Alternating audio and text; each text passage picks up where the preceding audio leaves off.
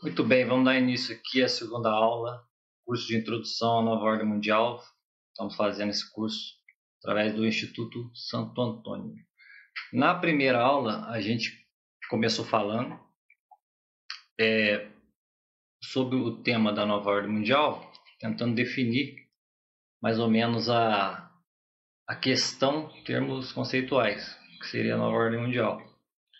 E a gente acabou definindo que esse é um processo revolucionário que visa extinguir todo um legado civilizacional que vem mais ou menos da época pré-cristã, né? Que engloba a parte cultural grega, inclusive, o direito romano e o cristianismo, e o legado judaico-cristão que, com o passar do tempo, foi mesclando esses três pilares e formou isso que a gente conhece como civilização ocidental. E nós começamos fazendo uma espécie de analogia com o relato bíblico da Torre de Babel, que, segundo a visão que a gente tem, já é uma antecipação, né, escritural, sagrada, de um movimento desse tipo, imperial, né? Da construção de uma civilização, não, né, exatamente de um edifício, de uma torre, mas tomou a torre como um símbolo para essa construção artificial civilizacional. Então nós falamos que na história do Ocidente houveram 6 impérios assim mais destacáveis que tinham essa dinâmica de governo mundial. O primeiro deles foi a Babilônia, o segundo os persas não, perdão, os assírios, depois o retorno da Babilônia, persas, gregos e romanos. A partir do advento do cristianismo, essa tendência de criar-se um império, né, através da força, da tirania, da guerra, etc., foi anulada. Até que, por volta do século XVI ou XV, com o advento da Revolução Protestante e do início da criação do poder financeiro, né, o poder econômico, que superou o poder militar, que era exatamente o meio pelo qual os impérios mundiais eram executados.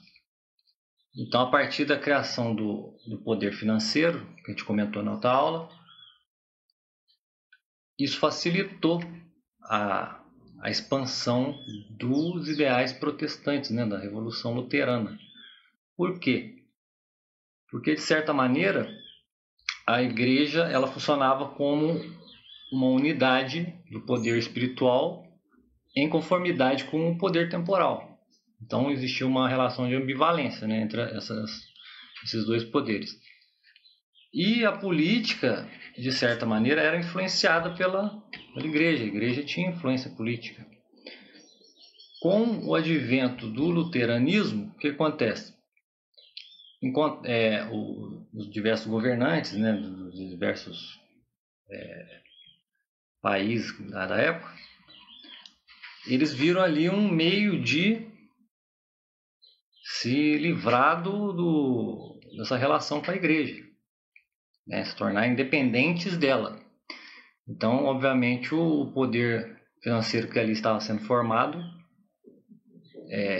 catapultou o efeito da Revolução Protestante, e ela foi crescendo até ter, né, aquele evento da Guerra dos 30 Anos e depois uma assinatura de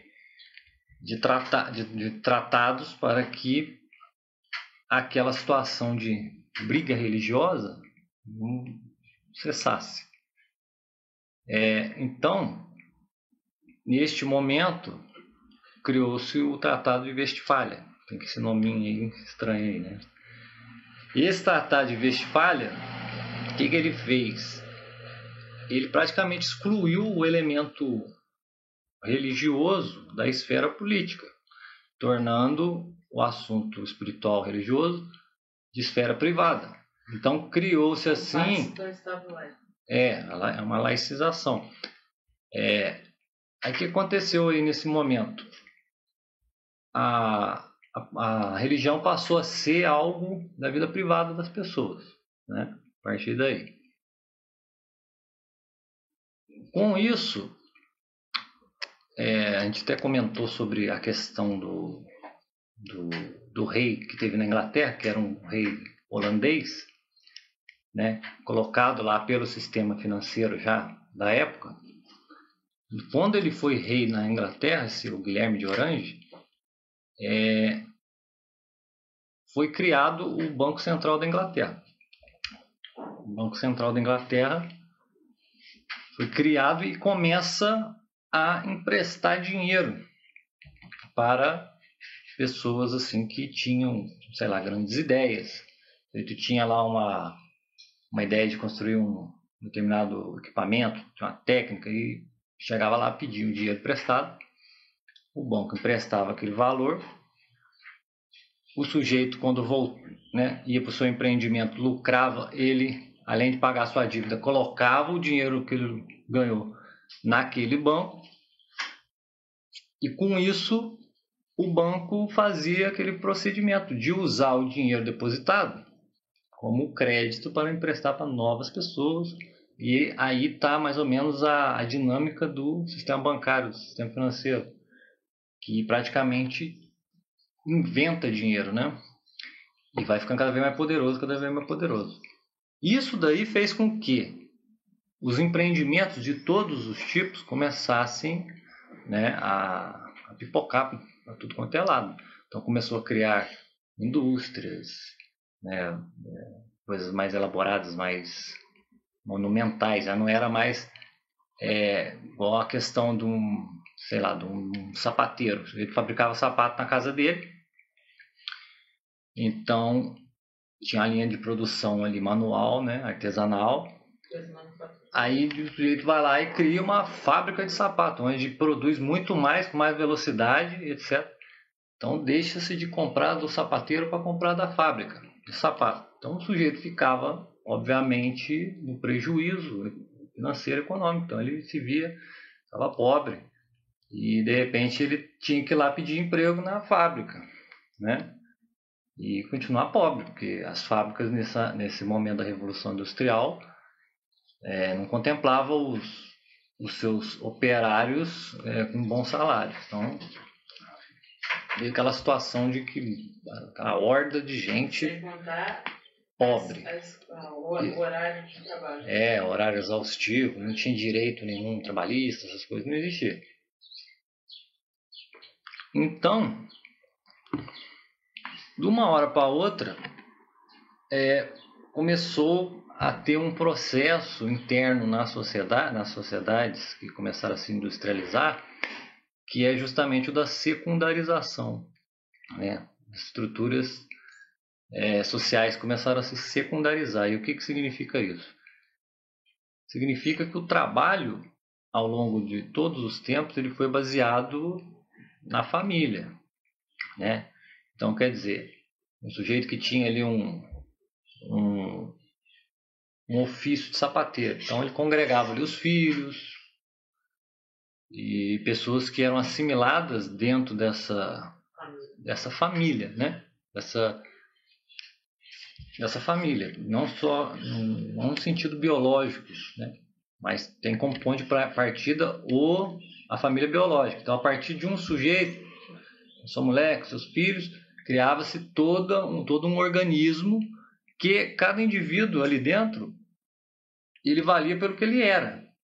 Então tinha um valor pessoal agregado nele, na pessoa dele, né? Valor de família, igual quando você tem aí um pai, né, uma mãe.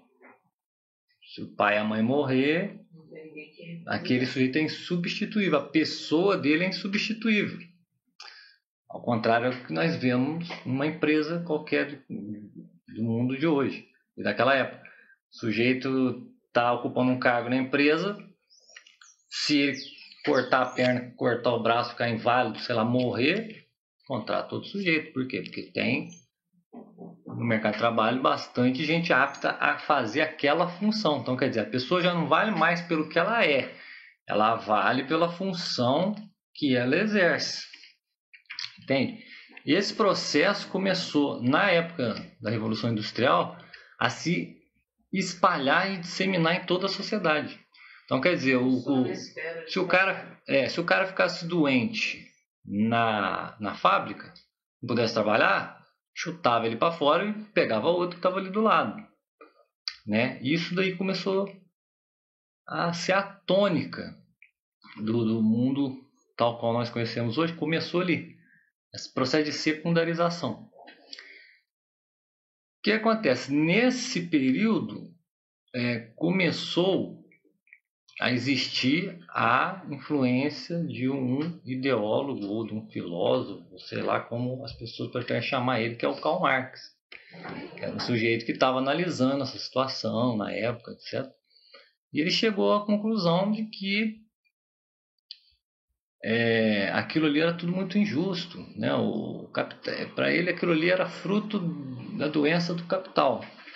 Então, um homem, empresário, em vista de ganhar mais e mais dinheiro, ele explorava os seus operários para que ele ganhasse mais e mais e mais e mais, e mais dinheiro.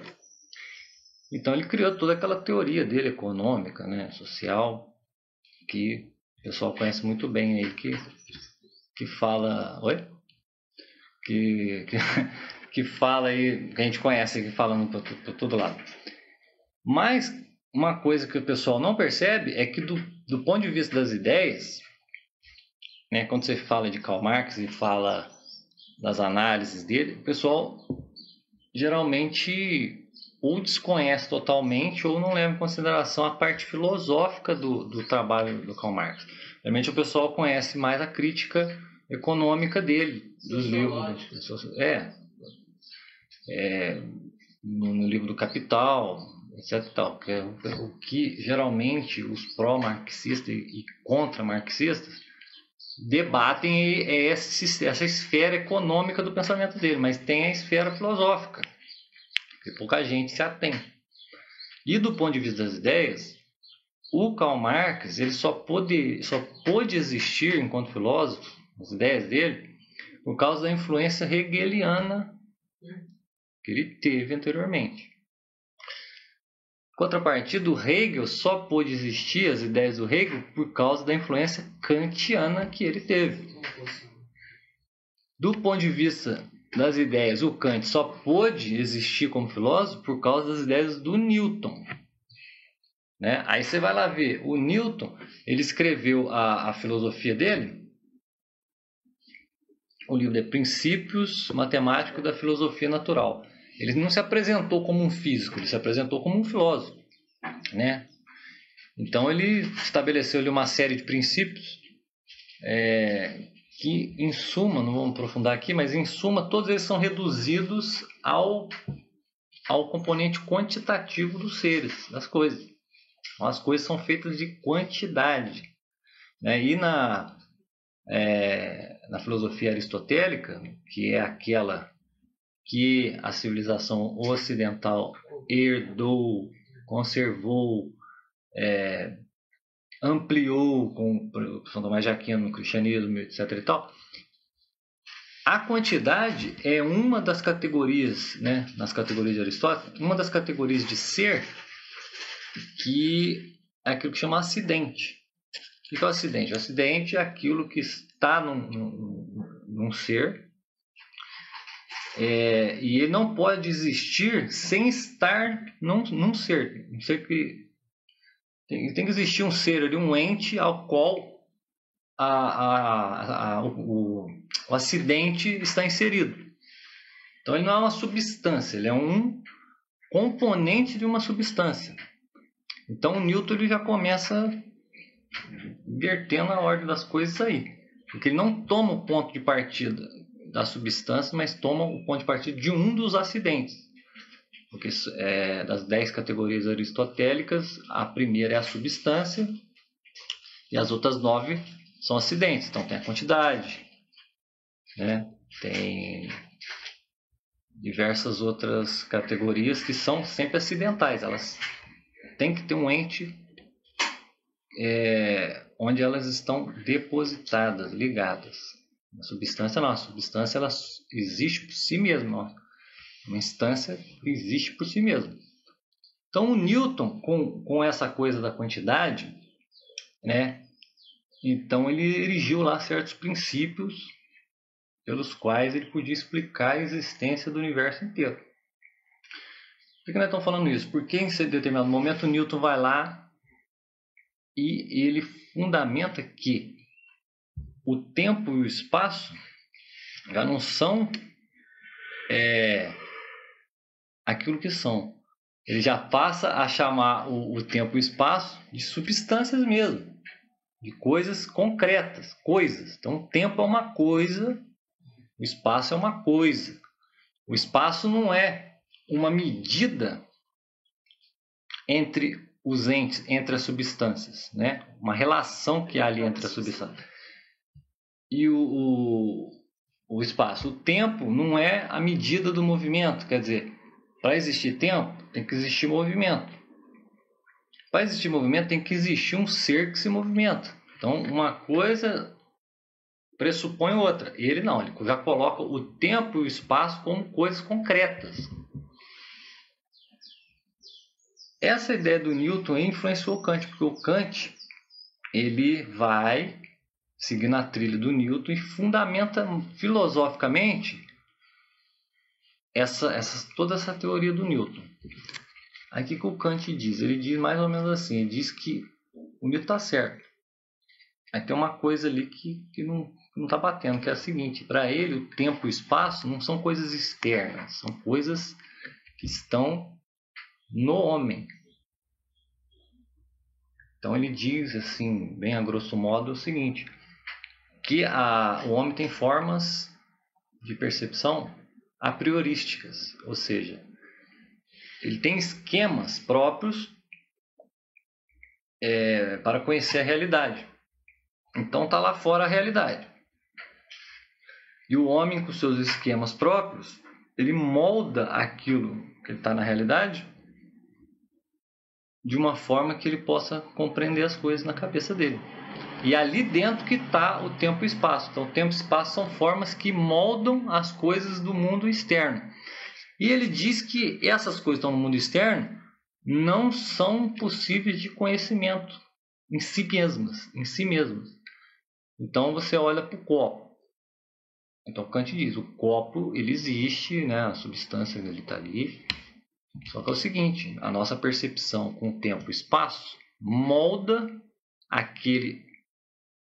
aquela realidade, e o que a gente vê já é uma coisa deformada pela nossa percepção e pelos moldes de tempo e espaço. Então ele vai dizer que o tempo e espaço que o Newton está falando não está lá fora nas coisas, está na nossa cabeça. Isso é o Kant. Aí o tempo depois vem o Hegel.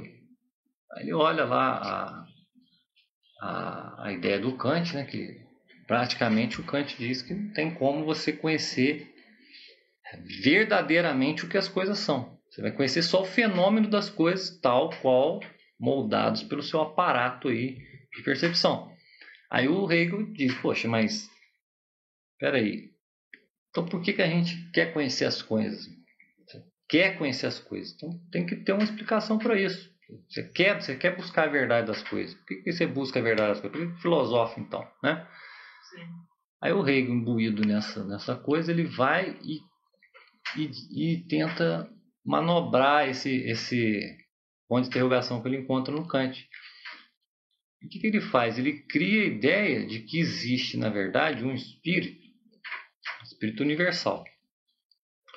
Que esse espírito universal ele vai através de uma dialética das coisas que vão acontecendo ao longo do tempo, ele vai nos homens, através dos homens, esse espírito ele vai conhecendo cada vez mais coisas.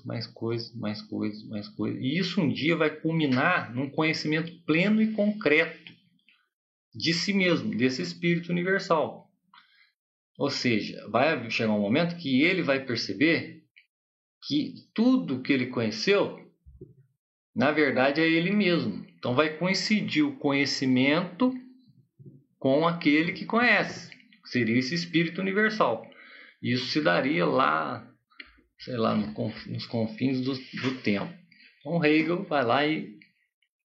Tá entendendo como é que funciona a coisa? O Newton errou, o Kant seguiu o Newton, tentou reformular, piorou o erro.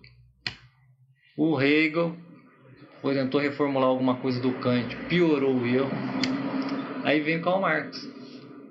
Aí o Karl Marx olha o Hegel e fala, ó, na verdade, não existe esse negócio de espírito universal. Isso é ideologia. Isso é uma ideia. Não existe isso. O que existe, aí já é a parte filosófica do Karl Marx, que muitos desconhecem ou não dão tanta atenção. O que existe, na verdade, é só a percepção. Só a percepção do que está acontecendo agora, né? Então não existe mundo exterior. Não existe um aqui interno e um externo. Não existe uma coisa externa lá. Não existe realidade. Só existe a percepção que você tem naquele momento. A percepção do que não dá para entender, né?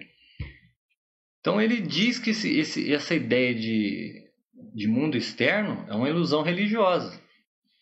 Porque um dia as pessoas ouviram lá um discurso religioso que Deus criou o céu e a terra. Então você acha que antes de você nascer já existia lá fora o mundo. Só como é que você vai saber se existia lá fora o mundo? Alguém pode chegar e te mostrar uma foto dos seus pais quando era criança, alguma coisa. O Karl Marx fala, não, o que você está vendo aí é um papel, uma imagem gravada. Você não prova nada, você só prova que aqui na minha frente tem um papel com uma fotografia, uma imagem, um monte de tinta, vai lá. Então, tudo que é transmitido via cultural, né, é um discurso ideológico que visa o quê?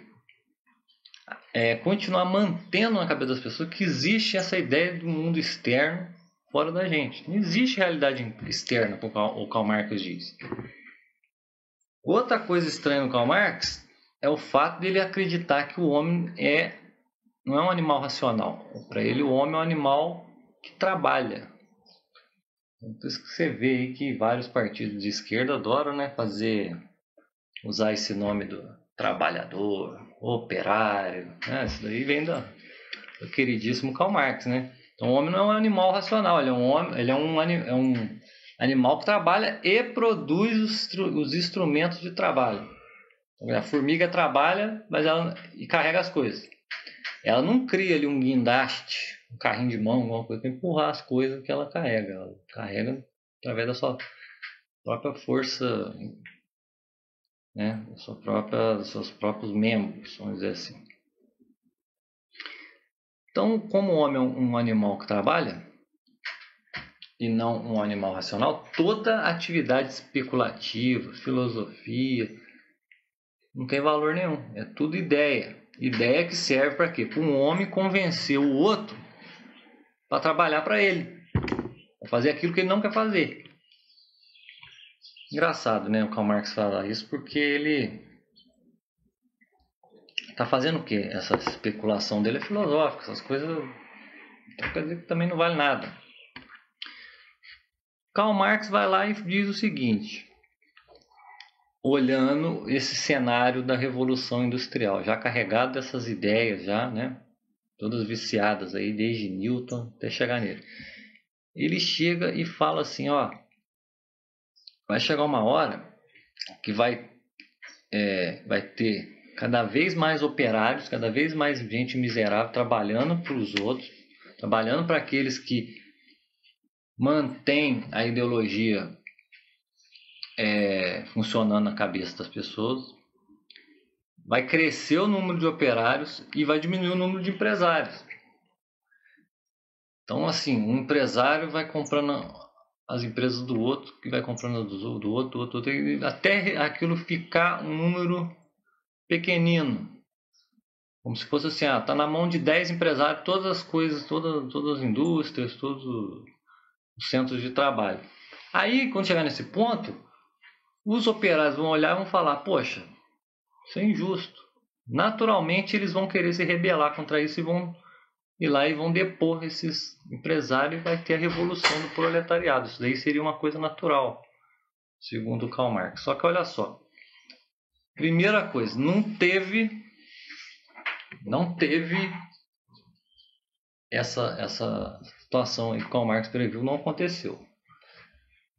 Ao invés de aumentar o número de operários, os operários, em vez de ficar cada vez mais oprimidos, não, eles começaram até a ganhar um salário melhor, passar um tempo começaram a ganhar um salário melhor. Alguns começaram a investir lá nas bolsas de valores, então o pessoal começou a ficar até melhor de vida.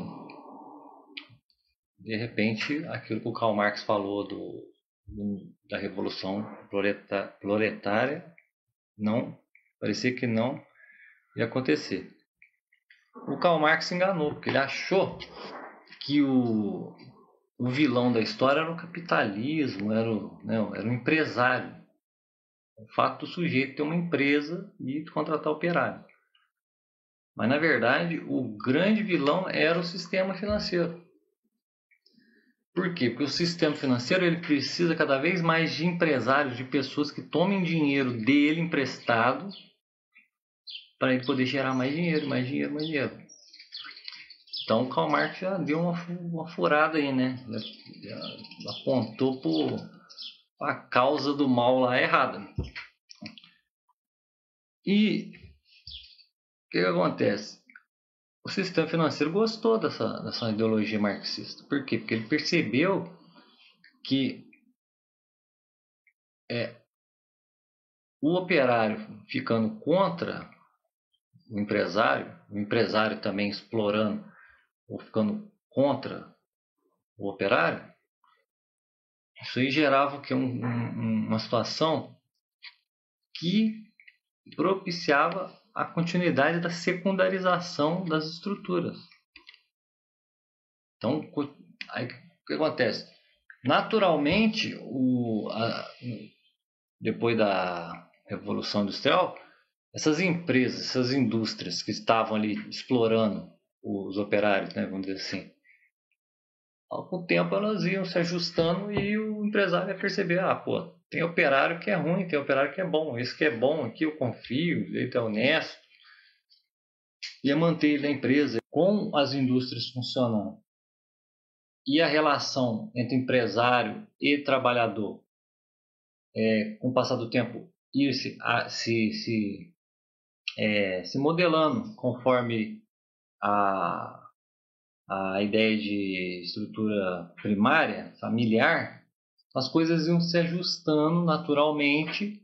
Então, naturalmente, essas indústrias, essas empresas iam voltar a ter os moldes das estruturas primárias anteriores, que se formavam em torno de famílias. O sistema financeiro não quer isso, ele quer que as relações fiquem secundarizadas, as estruturas fiquem secundarizadas, para que ele possa gerar cada vez mais e mais dinheiro.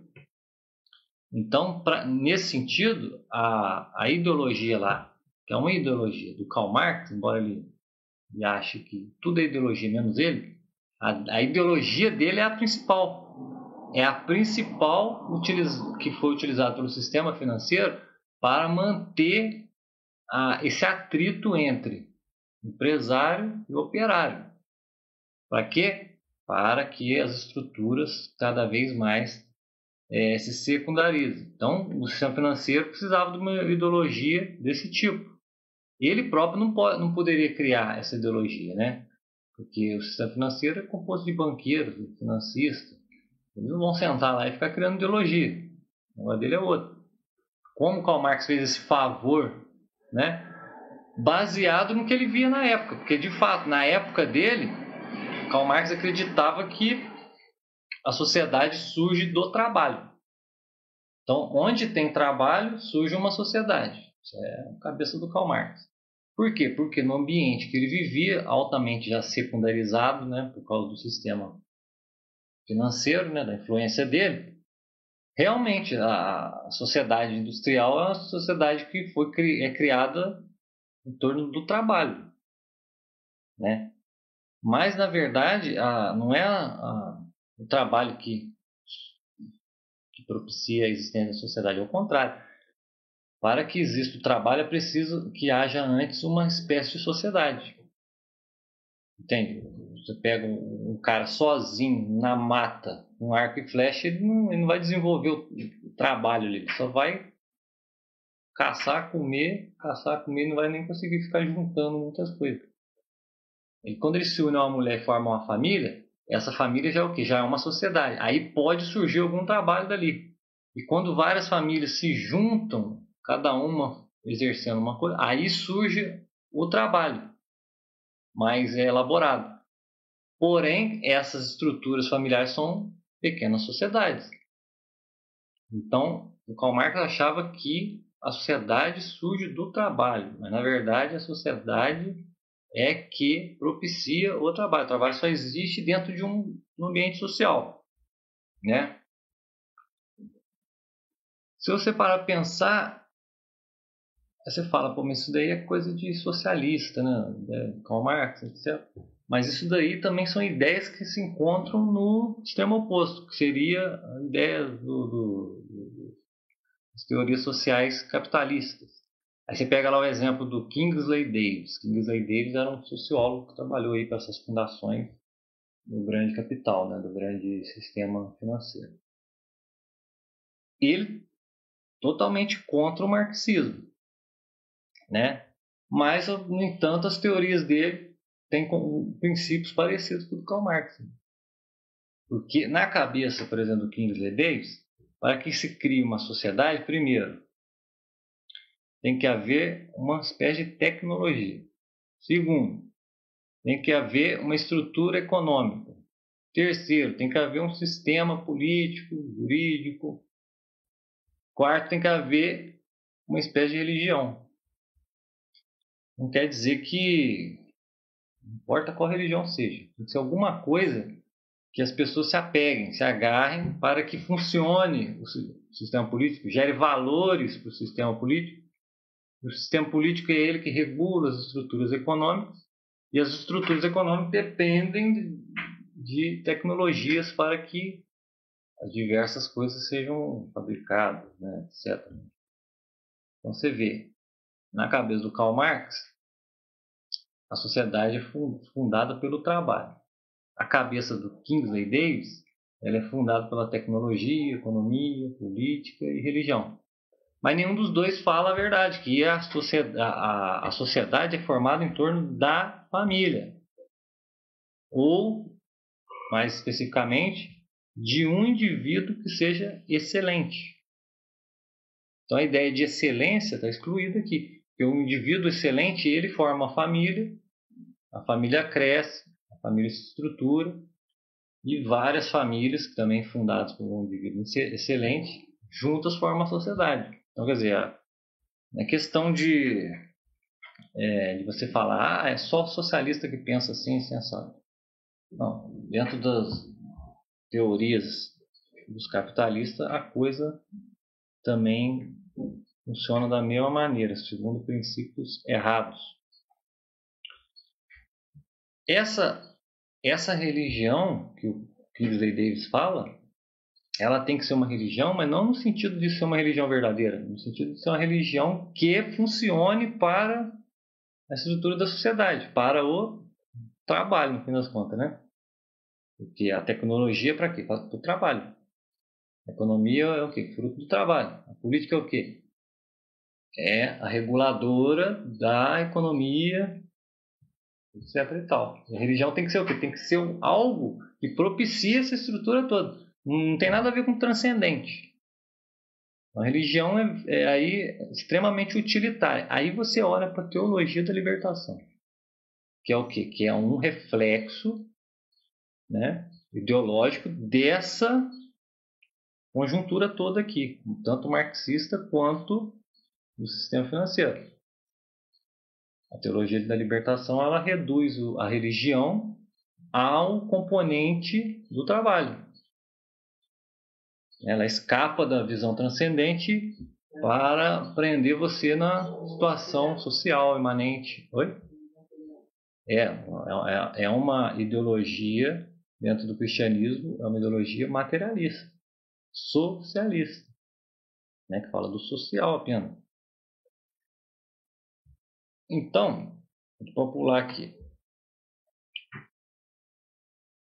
Quando o Karl Marx fez essa teoria toda, né, do ponto de vista das ideias, herdando os erros do Hegel, que herdou os erros do Kant, que herdou os erros do Newton. Só que para existir o Newton, já tinha que existir já uma decadência da educação, que vem desde a criação dos diplomas nas universidades medievais.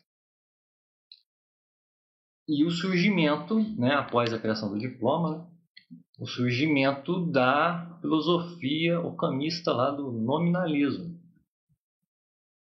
Então, quer dizer, pela influência do nominalismo, começou uma queda vertiginosa da qualidade de ensino até chegar no Newton, o Kant, o Hegel, todos aqueles que foram seguindo ali na órbita deles até chegar no Karl Marx. Com isso, o sistema financeiro achou, agora a gente achou a ideologia necessária para manter as coisas do jeito que a gente quer. O que a gente quer? A gente quer secundarizar as estruturas sociais. A gente quer que as organizações humanas sejam todas elas baseadas na funcionabilidade do indivíduo, e não no valor inerente dele como pessoa, né? Então você pode ser substituído por um outro que fez um cursinho técnico melhor que o seu, um currículo melhor que o seu. Você já não vale mais por quem você é. Por quê? Porque existe a pressão do sistema econômico para que a coisa continue assim, porque é assim que gera mais o quê? Gera mais dinheiro. Mas ele não pode fazer sozinho. Ele precisa de uma ideologia que mantenha esse processo contínuo. Porque senão ele para. Porque naturalmente o trabalho se junta em família. Por exemplo, você às vezes trabalha num local onde o seu patrão ele gosta de você. Ele não está a fim de procurar outro sujeito que seja mais forte que você, que tenha um currículo melhor que você, né? Porque ele te conhece. Então tem casos que é assim, quando existe isso, você nota que entre o patrão e o funcionário existe uma relação familiar. Não igual a familiar sanguínea, né, biológica, mas é uma relação familiar igual no mosteiro. Um santo funda lá uma ordem religiosa e todo mundo que entra ali começa a ver a excelência daquele sujeito, começa a respeitar aquele sujeito, começa a se adequar e no fim das contas aquilo se torna uma família, não é uma família biológica, é uma família espiritual. Então, em todo aglomerado humano, a tendência natural é que as coisas se formem como famílias, onde as pessoas valem pelo que elas são. E isso é um terror para o sistema financeiro. Porque ele quer as relações cada vez mais artificiais, funcionais, utilitárias. E o marxismo é o quê?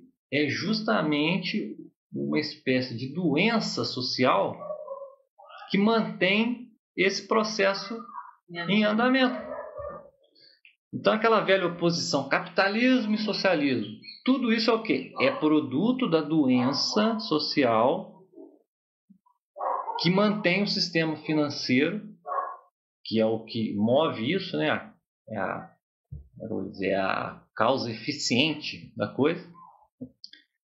E, como causa instrumental, ele usa a ideologia, que foi criada ali pelo Karl Marx. Aonde dissemina isso?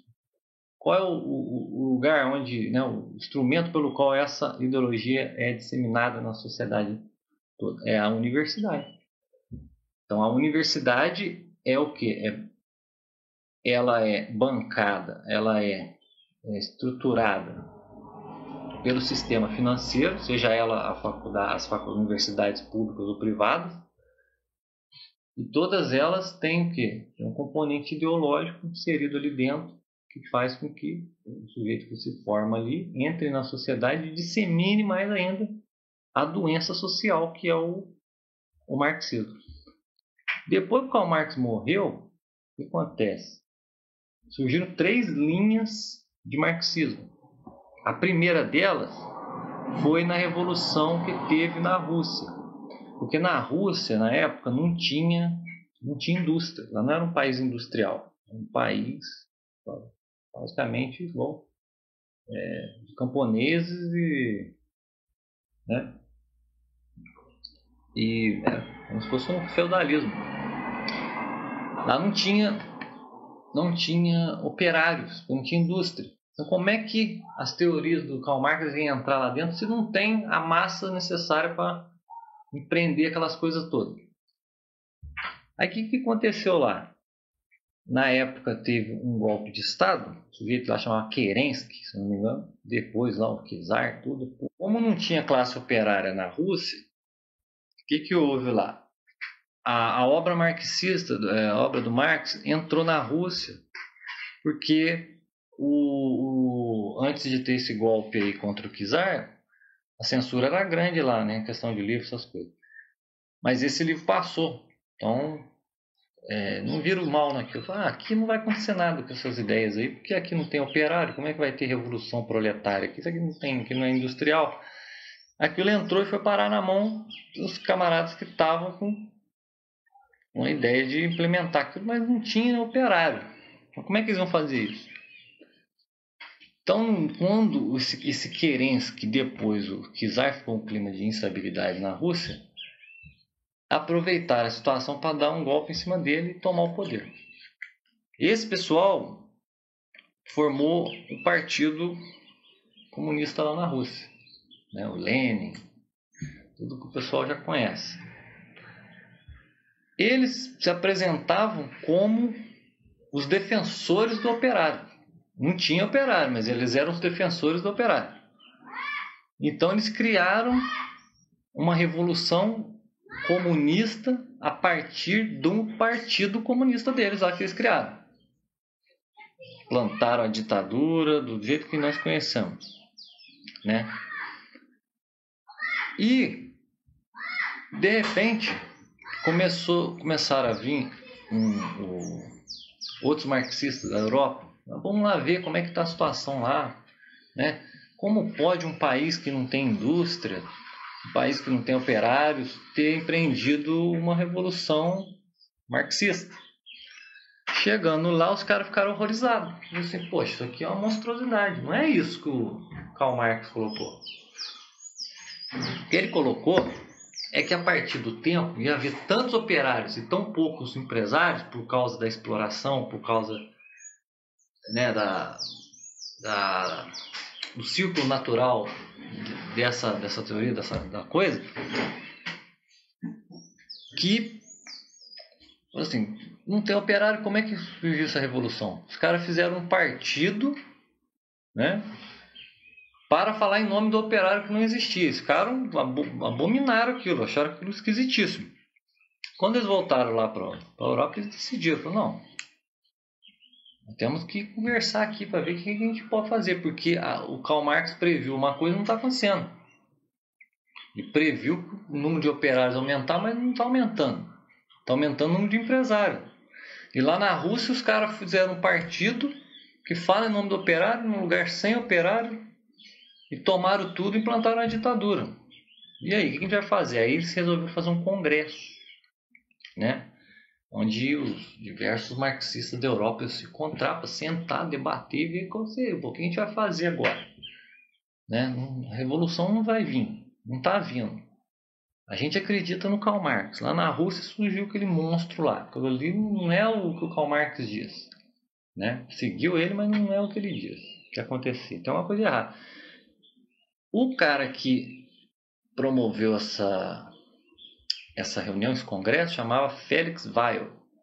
Ele é um empresário alemão, meio argentino, não sei. E ele era marxista e reuniu lá diversos intelectuais, né? Aí eles conversando, chegaram à conclusão. A revolução não veio por um motivo. porque ainda não tem as condições necessárias para que ela venha, né? E o que é a causa? O que é o culpado de não existir essas condições para vir a revolução? A bendita ideologia. Então eles detectaram o seguinte, o que está fazendo a revolução não vir é porque tem muita ideologia, aumentou o número das ideologias. Tem muita ideologia. Então o que a gente precisa fazer? A gente tem que destruir as ideologias, uma por uma. Só que é o seguinte, tem uma ideologia que é o berço, é a raiz de todas. E qual que é essa ideologia? A família. A ideia de família. Então a família é a ideologia máxima, base, que propicia a criação das diversas ideologias que você vê disseminadas pela sociedade. Isso eles chegaram à conclusão no congresso que eles fizeram após verem lá o monstro da ditadura russa. Mas como é que eles iam fazer para destruir a ideologia, principalmente a família, que é a ideologia máxima, segundo eles? Então eles chegaram à conclusão que eles deviam fazer uma crítica radical a tudo, começar a criticar todas as ideologias, principalmente a família. Por quê? Eles falaram assim, a família é uma ideologia tão forte, que é o seguinte, você coloca lá no mesmo quarto para dormir a mãe, o filho e o pai.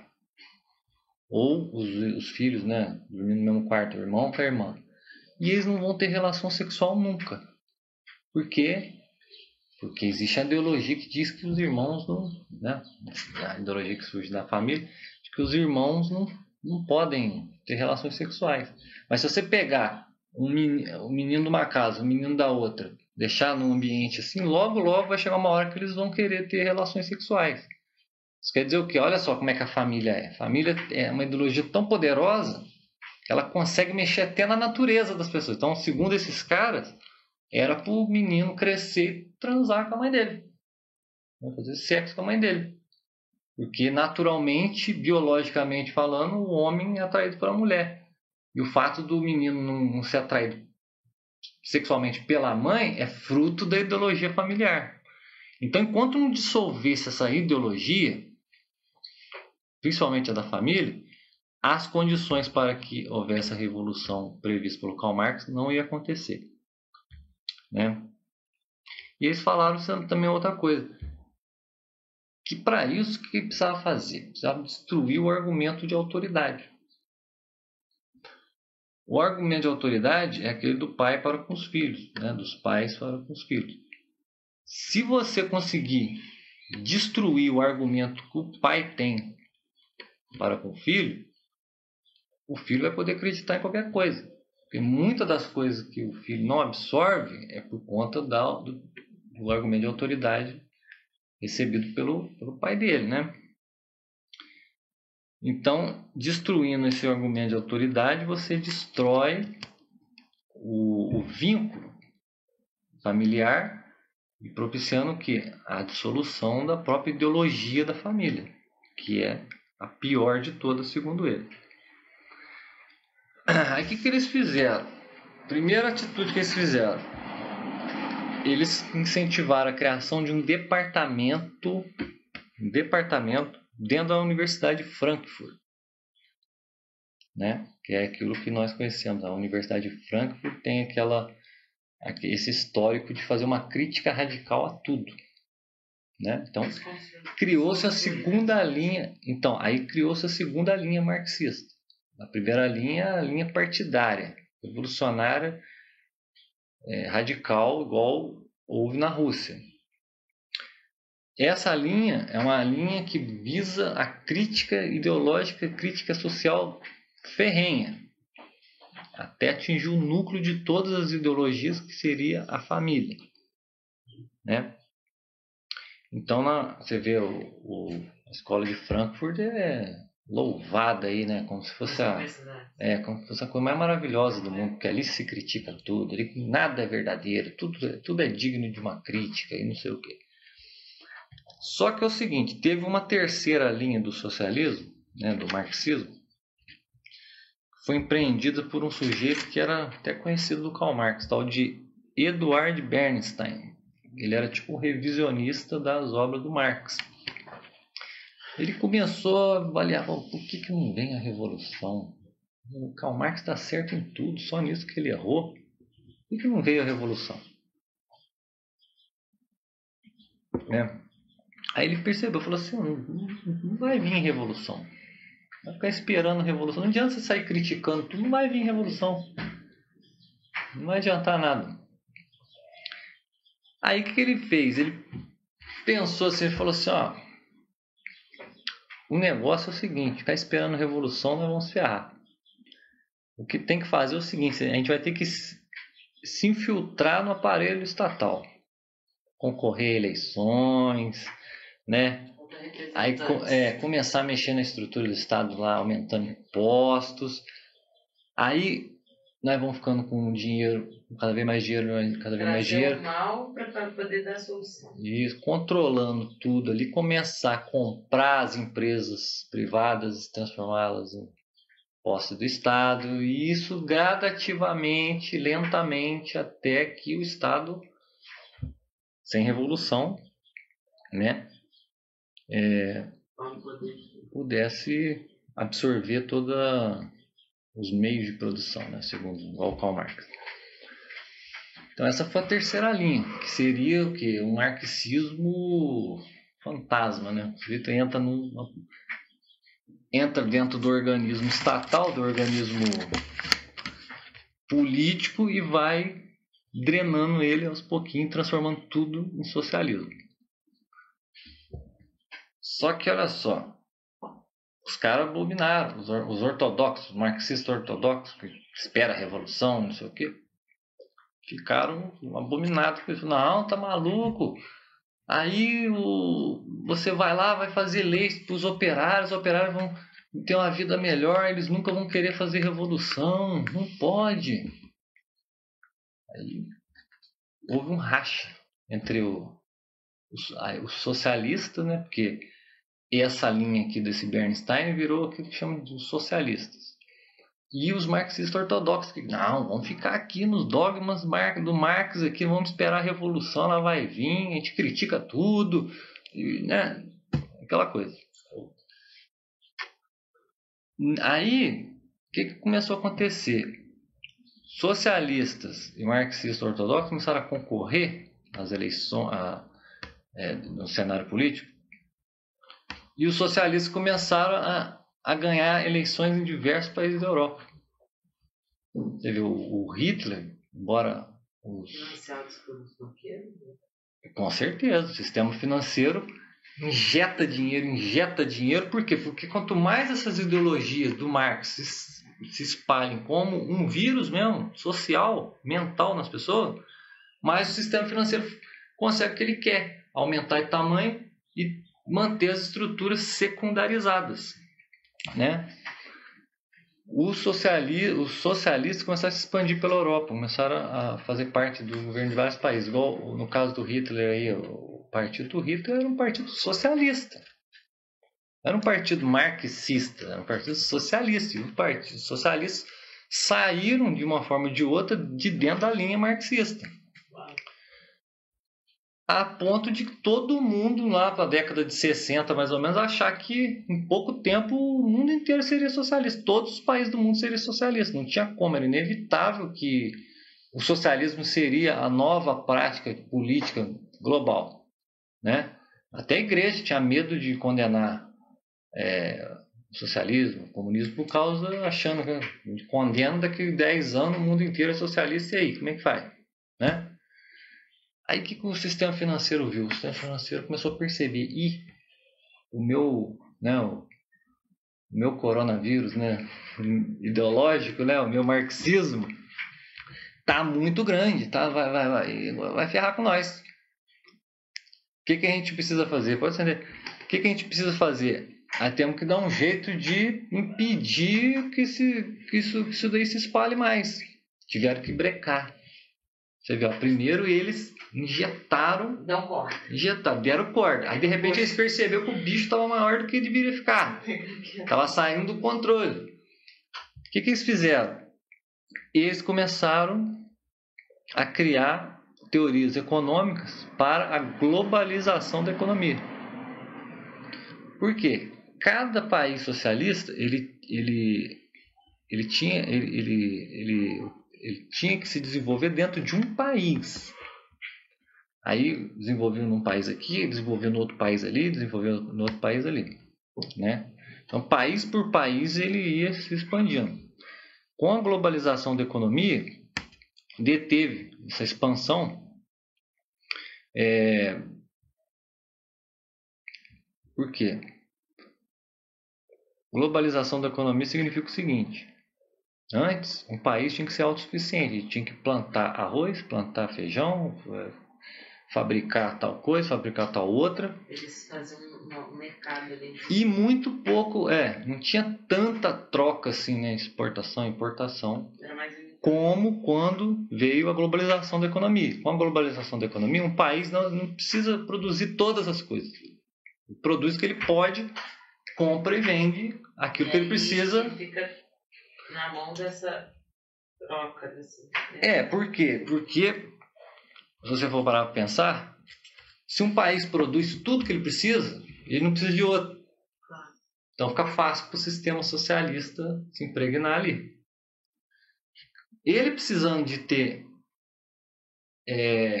relações econômicas com outros países para adquirir bens e exportar bens, as fronteiras ficam abertas. Dificulta o processo de socialização ali do país. O sistema financeiro vai e injeta essa globalização da economia nos países, no mundo inteiro. E isso faz com que o socialismo caia na sua expansão. Conseguindo brecar,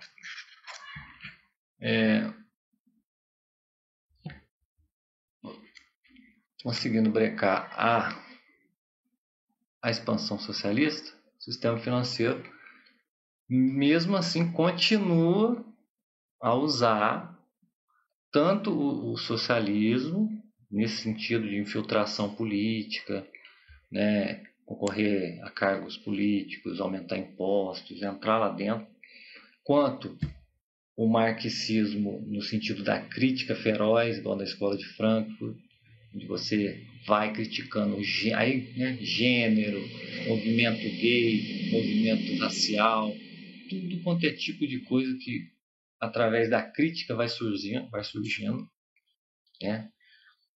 E aquele marxismo partidário, no sentido leninista, esse de tipo da Venezuela, Cuba, esse que fecha o país, que o país fica, entre aspas, autossuficiente, mas nunca fica. Por que é importante saber mais ou menos essa linha de acontecimentos? Por quê? O assunto da aula, como eu tinha dito na outra, ia ser a teoria de que existem 3 agentes globalistas no mundo hoje, concorrendo ao governo mundial. O primeiro deles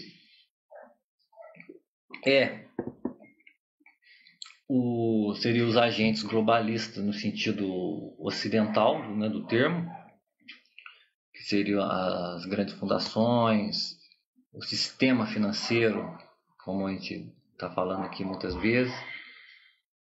O segundo concorrente seria o que? A linha do comunismo, que engloba todas essas tendências de uma certa forma. Apesar de divergentes, todas elas confluem no mesmo objetivo, no mesmo centro. E, por incrível que pareça, o Islã, que é o que parece que é o mais inofensivo deles, assim, porque você, igual a gente está falando aqui, existe o sistema financeiro, existe o comunismo. O comunismo ele é algo que é necessário, a ideologia comunista, marxista, é necessária ao sistema financeiro para ele conseguir o que ele quer. E, ao mesmo tempo, o sistema financeiro é necessário ao comunismo porque, economicamente falando, o socialismo é impraticável. Não tem condição de você, através das teorias econômicas do Karl Marx, fazer funcionar uma economia. Ele precisa do sistema financeiro. Porque o sistema financeiro em si mesmo ele não é mau. É uma coisa boa. Por exemplo, só existe sistema financeiro, só existe economia tal como a gente conhece hoje por causa do cristianismo. O cristianismo, o império da fé, o império das virtudes, fazia com que as pessoas pudessem cumprir contratos, porque tinham uma confiança, tinha o elemento interno nas pessoas ali, vindo do império da fé, que fazia com que o sistema financeiro e econômico prosperasse. Então, quer dizer, não é uma coisa de todo ruim. É ruim, hoje a gente chama o sistema financeiro de mau e ruim, por quê? Porque ele perverte outras coisas que não fazem parte do sistema financeiro. Como, por exemplo, a virtude, a educação, a religião. Então, o sistema financeiro ele perverte essas coisas. Perverte propositadamente. Porque ele pervertendo e diluindo esses valores, ele mantém o controle dele, que é se tornar as estruturas secundarizadas. Então, como a gente não falou, parece, quase nada sobre os três agentes, como eu havia dito na outra aula, que a gente ia falar sobre os três agentes, mas implicitamente tudo isso que foi dito serve para explicar a existência desses dois agentes que parecem ser os mais visíveis. Os globalistas ocidentais, né, os metacapitalistas ou o sistema financeiro, como diz o professor Olavo lá, o consórcio, né, a união de todos os mega ricos do mundo inteiro, das famílias mais ricas, etc. e tal. O movimento comunista, que tem como centro de comando a Rússia, né, ou a conexão russo-chinesa, que pode ser explicado por essa ideologia em particular do Karl Marx, que é tudo que o sistema financeiro precisava para manter secundarizado a sociedade. E onde entra o Islã? O Islã é um caso à parte. Por quê? Porque o Islã, ora ele se alinha a um, ora ele se alinha a outro. O sistema financeiro ajuda o Islã, de uma certa forma. E o movimento comunista também instrumentaliza o Islã, de uma certa forma. Né? Para finalizar, e aí essa aula aqui, as próximas aulas vão ser uma continuidade dessa daqui, então eu falei na outra aula que a gente ia falar mais especificamente dos três agentes. Mas eu preferi falar dos três agentes mais assim no sentido de mostrar como os dois principais, os mais visíveis, se formaram e como eles se relacionam, né, esquematicamente. E o Islã parece que ficou meio à margem, mas o Islã, a hora dele vai chegar também aqui na nossa análise.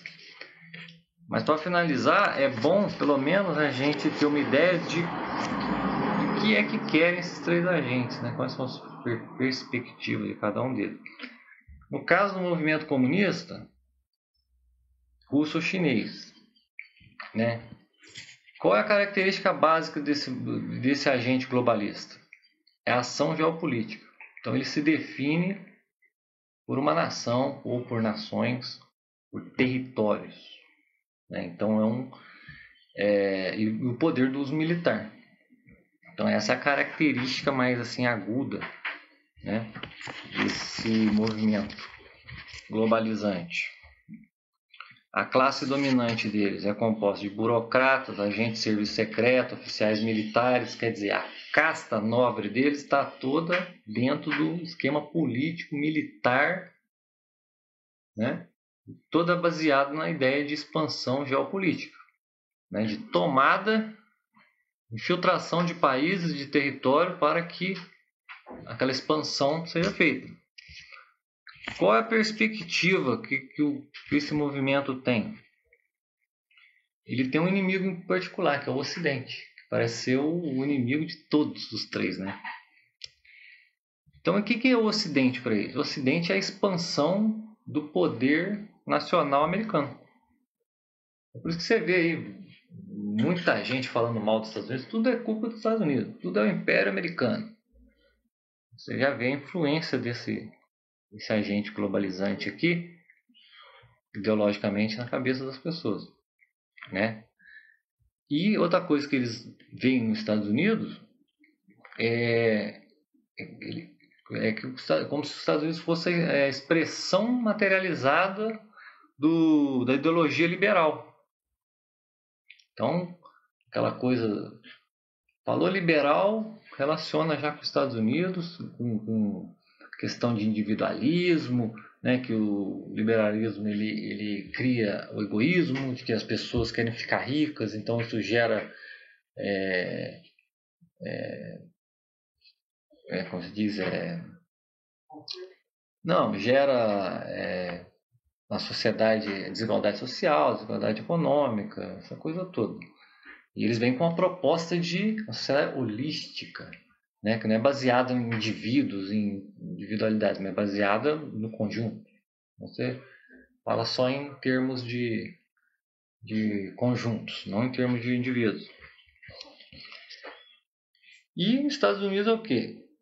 Materialista, racionalista, cientificista, tudo isso na cabeça deles, né, dentro da percepção deles, né, do discurso ideológico deles, é uma herança do iluminismo. A coisa toda do iluminismo é culpa dos Estados Unidos.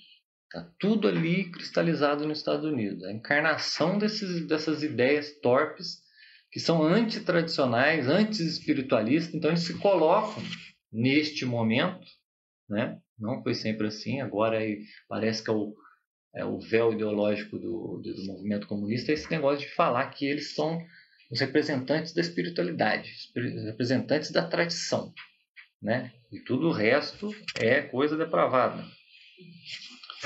E o motor ideológico deles, além disso, é o projeto eurasiano, né? Congregar ali um bloco geopolítico imenso, China, Rússia e os demais satélites que orbitam em torno, para a construção. Esse negócio do eurasianismo deveria ter uma aula específica só falando disso. É muita coisa, tem uma perspectiva ali muito complicada e, tipo, para falar disso tem que parece ter mais de uma aula para falar só do eurasianismo. E qual é a queixa que esse pessoal tem dos comunistas? Eles acham que eles foram corrompidos pelas reformas liberais, né, do Boris Yeltsin, sujeito lá da época ali da queda do Muro de Berlim, né, do fim público do comunismo. E porque, segundo eles, isso tudo foi de inspiração americana e contaminou o socialismo russo, né? Então, o coletivismo versus individualismo. Isso é uma das coisas que esse agente globalista empurra aí para a goela abaixo da gente. Agora, em linhas gerais, só sobre os globalistas ocidentais, que é o tal do consórcio. A ideia de sociedade administrada, socialismo fabiano, né? Infiltração nos governos, mistura entre poder privado e poder político, né? Eles são concebidos todos em termos financeiros. Se os russos, chineses, comunismo, está baseado na ideia de geopolítica, eles estão baseados na ideia de economia, de sistema financeiro, porque ela é o próprio sistema financeiro. É um braço do socialismo. Concebido em termos de poder financeiro, ele se distribui em várias famílias dinásticas que se representam através de organizações tipo Clube Bilderberg, CFR, Comissão Trilateral, grandes fundações internacionais, né? Rockefeller, Fundação Ford, Morgan e tudo mais. Seus interesses transcendem qualquer interesse nacional, ou seja, as nações onde eles estão influenciando são apenas instrumentos que eles usam conforme os planos para poderem se expandir e chegar aos seus respectivos objetivos. E a classe dominante deles, do russo é agente secreto, burocrata, e deles, quem são qual é a classe dominante nesse agente? Banqueiro e financista. É o que? O sistema econômico que foi se formando desde o Renascimento até o dia de hoje, que financiou a expansão do luteranismo, criação do Banco Central da Inglaterra, Revolução Industrial. Então você vê que entre comunismo e sistema financeiro, ou os globalistas ocidentais, quer dizer, o comunismo praticamente só existiu por conta da influência da ação do sistema financeiro. Não existiria Karl Marx, aquelas ideias dele, se não existisse uma sociedade já secundarizada, baseada no trabalho, pervertida pelo sistema financeiro. Então, quer dizer, uma coisa surgiu da outra. E as duas vão ali, aparentemente, se contradizendo, mas uma vai ajudando a outra. O sistema financeiro ajuda o comunismo a existir, perverter as coisas. O comunismo faz uso do sistema financeiro para ele poder se manter. Né? O único inimigo declarado dos globalistas ocidentais é o quê? Aquilo que eles chamam de terrorismo. Mas o que é o terrorismo? Não é os homem-bomba lá do Islã, não. O terrorismo para eles são os resíduos de crenças bárbaras que denominam fundamentalismo. O que é resquício de crenças bárbaras? Por exemplo, o cristianismo para eles é um resquício de crenças bárbaras. As virtudes cristãs, isso é coisa antiga. É coisa de fundamentalista, de gente que acredita que existe verdade, etc. Você vê o ódio que eles têm por isso. Não vê a Rússia ou China como seus inimigos ou agressores, mas vê apenas como participantes do cenário financeiro do mundo. Nós temos que, ora a gente tem que colaborar com eles, ora a gente tem que dar uma prensa, uma chicotada neles, como foi o caso da criação aí da globalização da economia. Sua ideologia fala como fosse um consenso universal estabelecido. Todo o discurso que vem do sistema financeiro vem das grandes fundações, vem da grande mídia, que está tudo controlado pelo sistema financeiro, fala de coisas como se elas já fossem de consenso universal. Casamento, gay, aborto, ideologia de gênero, eutanásia. Eles falam como se isso já fosse aceito pela humanidade. E aí, se você não concordar, você está dando. Se você não concordar, você está fora do mundo. Né? Isso o que acontece? Apesar de ser um bando de rico, um bando de gente que domina o sistema financeiro, eles querem o socialismo como forma de poder. A fusão, né? Nós, o sistema financeiro, socializando a sociedade, mas nós mesmos não somos socialistas no sentido marxista. Nós apenas instrumentalizamos isso daí a favor do nosso objetivo. Né? Como eles ficaram muito ricos, esses caras, eles não querem mais participar das vicissitudes do mercado. Né? Se você é um empresário, no setor aí de venda de sapatos. Então você tem que fazer o melhor sapato, vender o menor preço. Tem a concorrência. Então, uma hora você oscila, uma hora a sua empresa está crescendo, outra hora a sua empresa pode cair porque surgiu uma outra melhor ali do lado. Não, eles não querem. Eles enriqueceram por causa desse fluxo natural da economia.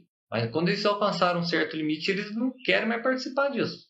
Eles querem controlar isso de cima. Né? Estimula os movimentos socialistas de todo jeito. Por quê? Por causa da secundarização da sociedade. Eles precisam da ideologia marxista. Eles têm a favor deles o monopólio da tecnologia, da universidade, da mídia. Não se apoiam mais na riqueza enquanto tal, mas no controle do processo político e social. Então não é uma briga clássica, como ensina na universidade, ou ensina, está disseminado na sociedade, entre capitalistas e socialistas. Isso não existe. Se existiu, existiu um breve período, não existe. Isso é uma ilusão, faz parte do processo de degeneração social. Né?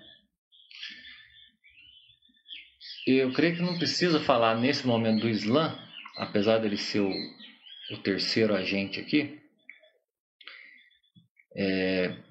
falar profundamente dele, porque ele vai exigir que a gente faça um estudo à parte, um momento só para falar do Islã, e isso provavelmente na próxima aula vai acontecer. Mas olha só, se o primeiro agente é movido por uma inspiração geopolítica militar, o segundo por uma inspiração econômico-financeira, né? O terceiro, que é o Islã, é movido por uma inspiração religiosa. Então, como diz o Olavo lá, é uma briga de militares, banqueiros e pregadores. Pregadores aqui do mundo islâmico. Quem que são esses islâmicos que são o terceiro agente globalista no mundo, que tem aspirações à governança mundial, embora muitos não vejam isso? É a fraternidade islâmica, que é criar o grande califado, que é fazer ressurgir o grande califado como foi o do Império Otomano, né? Que ficou 600 anos aí, até ser dissolvido pelo sistema financeiro, pela Guerra Mundial.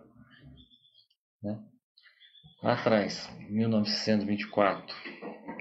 Então, a fraternidade islâmica parece que ela é uma colcha de retalhos, um monte de país muçulmano que eles mesmos divergem um do outro, só que é o seguinte, eles divergem um do outro, mas no fim das contas eles concordam no essencial, que é a mensagem corânica ali, no livro, Maomé. As verdades reveladas ali, né, segundo ele. Característica deles, ó. A fraternidade islâmica é composta de diversas lideranças religiosas e governo de países muçulmanos. Eles têm a ideia de restaurar o antigo Império Otomano no Califado Universal.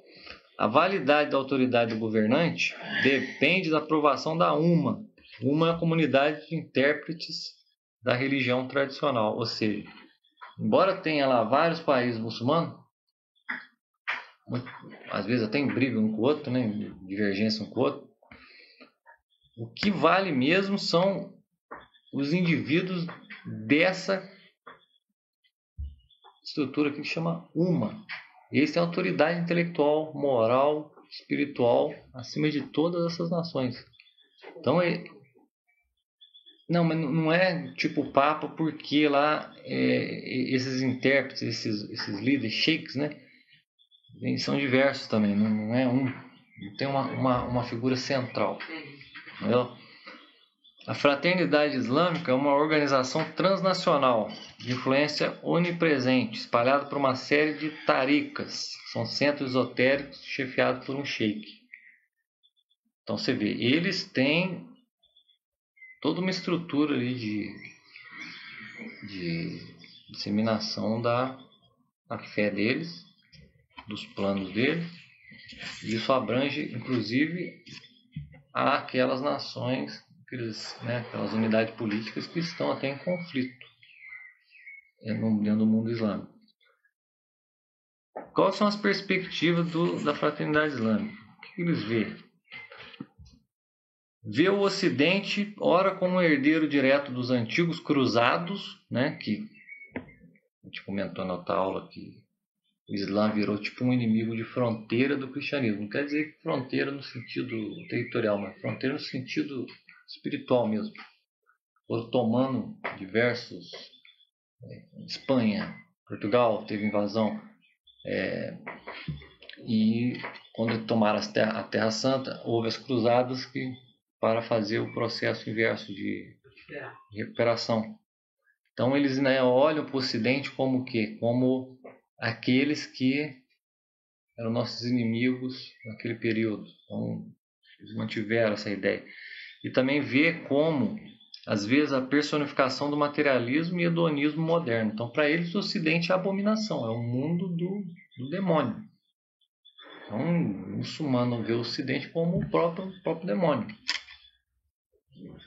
Né?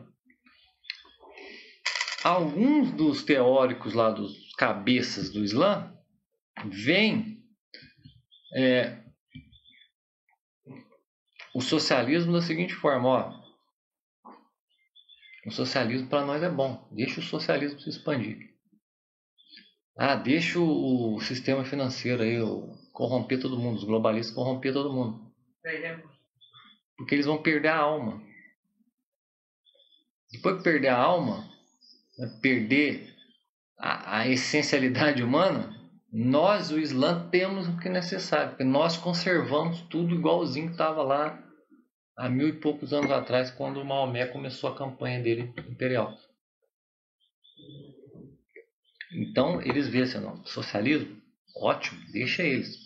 Porque o processo do socialismo, do comunismo, faz com que as pessoas, faz com que as comunidades vão se dissolvendo no sentido espiritual, no sentido moral. É tudo que eles precisam para depois implantar o califado universal deles. O Islã se apresenta como a verdade universal que pretende subjugar a civilização idólatra construída pelos povos do livro. Então eles identificam o mundo ocidental como inimigo, tal qual os globalistas ocidentais enxergam como inimigo por causa da questão do fundamentalismo, das crenças bárbaras, que está relacionado ao quê? Ao mundo judaico-cristão. Ao mundo greco-romano também foi absorvido e formou a civilização ocidental. E, inclusive, o socialismo, o comunismo, que é uma aberração surgida do quê? Deste mundo idólatra que foi criado ao longo de milênios aí pelos povos do livro, que chamam engraçado, né? Toda religião muçulmana é centrada na revelação corânica, que é um livro. E eles chamam o cristão e o judeu de povos do livro. É igual Karl Marx com a ideologia. Então, dito isso, qual que é a ideia aqui? Eu não falei especificamente dos 3 agentes, como eu tinha dito na outra aula. Só esbocei aqui, mais ou menos, qual que é a perspectiva deles, como eles veem as coisas. E só por isso dá para ter uma ideia já né, quando você olha para essa movimentação toda de mudança revolucionária do tecido social para criar uma civilização artificialmente, porque uma civilização é criada naturalmente, ela vai se construindo. Mas quando alguém ou um grupo tenta artificialmente, agindo de modo contrário à própria natureza da sociedade, quer criar um novo modelo de sociedade, como fosse lá na Torre de Babel, aquela construção, né, que tentava chegar aos céus, etc., concentrar tudo, você vê aí uma perversidade, né? E esses 3 agentes globalistas, eles, tirando o Islã, que é um assunto, é uma coisa ainda mais subterrânea, uma coisa mais difícil de você enxergar a ação. Um sujeito aqui no Brasil, como é que ele vai enxergar a ação islâmica? Não vai enxergar a ação islâmica. Ele vai enxergar a ação comunista e a ação do sistema financeiro, da ideologia marxista e do mundo construído em cima do trabalho, sociedade construída em cima do trabalho por conta do sistema financeiro. Mas o Islã, o sujeito nunca vai fazer a ligação entre a destruição dos valores entre as ideologias das universidades, entre a ação das grandes fundações, a mudança geral de perspectivas aí que a gente vê, e por isso a gente está fazendo esse curso, né, Nova Ordem Mundial, que a gente acredita que é um movimento para criar, sim, uma nova civilização de forma artificial, mudando a estrutura da sociedade na base. Uma mudança antinatural, uma estruturação antinatural. Você vai ver o Islã onde aí? O Islã fica esperando. Ele age como? Ele age internamente, ele age invisivelmente, expandindo as suas ações de forma intelectual na Europa, nos Estados Unidos, no mundo inteiro. Enquanto a gente tem aquela visão preconceituosa de que os muçulmanos são só um bando de gente coitada lá que fica lá refém de guerra, de bomba, né, como vendo um mundo bárbaro. Não, a essência e o núcleo do Islã é muito mais do que isso, e eles têm ações no mundo inteiro. No mundo inteiro. E a ideia do Islã é justamente que vai chegar uma hora que vai aparecer um sujeito lá, o Mahdi. O Mahdi vai ser o quê? O califa desse império universal do Islã. Quer dizer, eles têm explicitamente um plano de governo mundial baseado na visão espiritual deles. O comunismo tem um plano de governo mundial desde a ideologia marxista até as inúmeras metamorfoses que o movimento comunista passou até chegar no dia de hoje. E os globalistas ocidentais têm uma visão de governo mundial baseada no sistema financeiro que é eles próprios. Onde eles vão botar o homem cada vez mais escravo do trabalho. Escravo do trabalho. Ao ponto do homem, todas as estruturas serem completamente secundarizadas e sem poder voltar atrás. Irreversível. Processo irreversível. Então na próxima aula a gente vai falar sobre como é que eles agem na prática. Quais são os meios que eles fazem, esses três agentes, para corromper o tecido social, a estrutura natural da sociedade, a fim de aplicar uma estruturação artificial. Aí, conforme a gente for expondo isso na próxima aula, a gente vai estender um pouco sobre a visão dos três agentes, que foi aqui tocada aqui mais de raspão, né? Como eu disse, precisou vir toda aquela explicação ali para entender que esse processo do sistema financeiro que propiciou o retorno do vírus antigo do Império Mundial que tinha cessado com o cristianismo. E como isso gerou, através de ideias filosóficas, o marxismo, que é justamente o que precisava para manter a ideia de governança mundial, de controle total por parte do sistema financeiro. Então, hoje, creio que já falei demais, está concluído. Espero que não tenha ficado confuso aí tudo que eu disse. Só que é uma opinião pessoal. O sistema financeiro parece que está ganhando.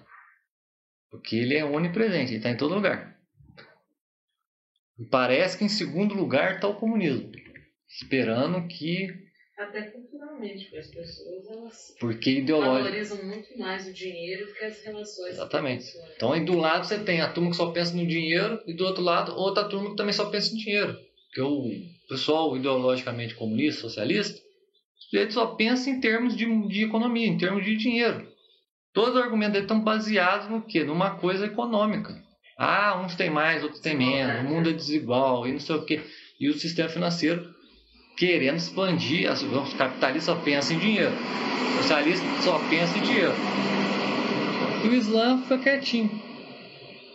E o Islã é uma civilização de 1000 e poucos anos, mais de 1000 anos, existe há mais de 1000 anos, Seu último grande império durou mais de 600 anos, otomano. E agora, apesar da aparente fragmentação dele, aparente